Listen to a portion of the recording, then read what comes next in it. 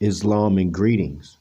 Today we're going to hold up Brother Jamin Ali up with love and go through his story from 1934. Stowaway denied tribute to Allah. Leaps into ocean, brothers and sisters. New York, January 19.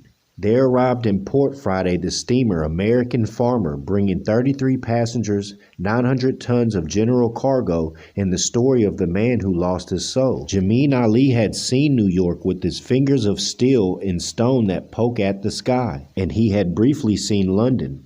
Their marvels did not stir him. His heart was set on Mecca. If only he could kiss the Kaaba, then gladly die.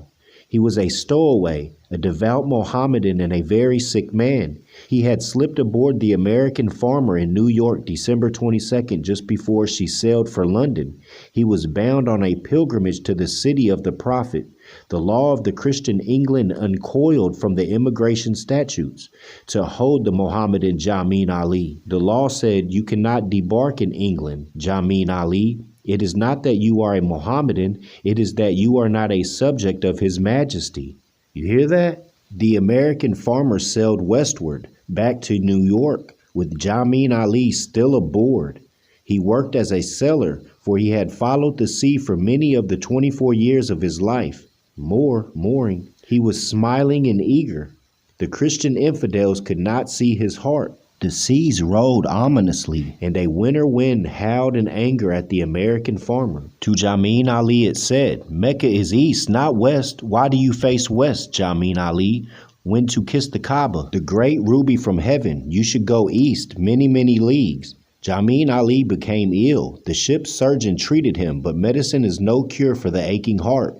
In a few days, Jamin Ali resumed his duties. The sea still snarled, rose to great stature, and then smashed down viciously.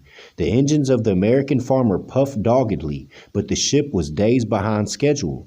On January 12th, as the sun stood at meridian, a man went alone to the stern of the ship, far forward. The second steward watched idly.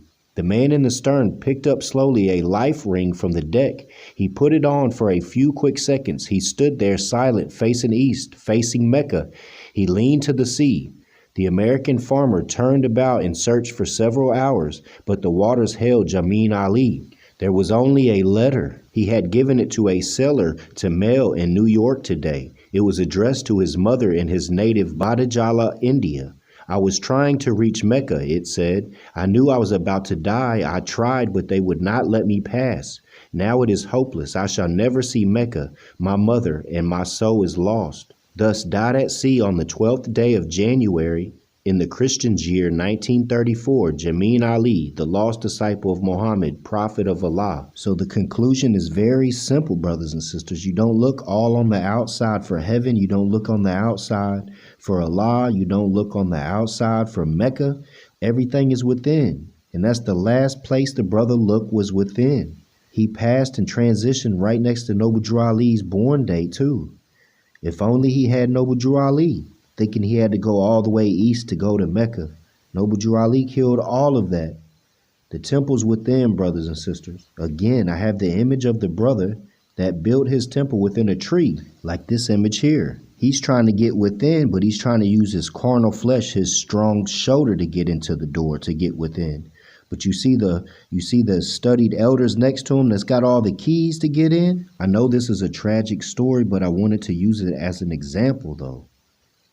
Because like the brother was on the right path, but man, just because he couldn't get to Mecca, brothers and sisters, but he knew Allah, he should know Allah's all omnipotent and everywhere at one time. But I mean, that's the cycle. He may have came back. This probably his last time. He came back as a fish or something, doing his Aquarius, you know what I'm saying? And then he'll transition and be perfected. But this go around, he almost made it though. He may have. You never know. He did that because he didn't get to Mecca though.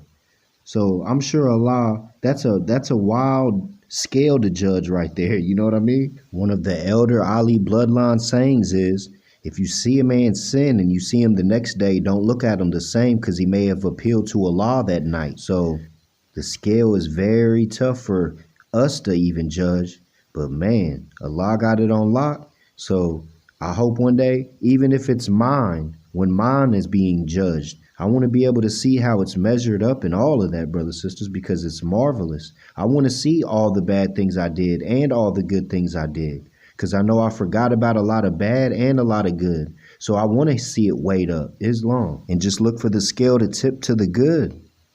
That's all I can hope for, brothers and sisters, that it's going to tip to the good, because I try and I try. But we are bound by this carnal flesh, what Jesus said.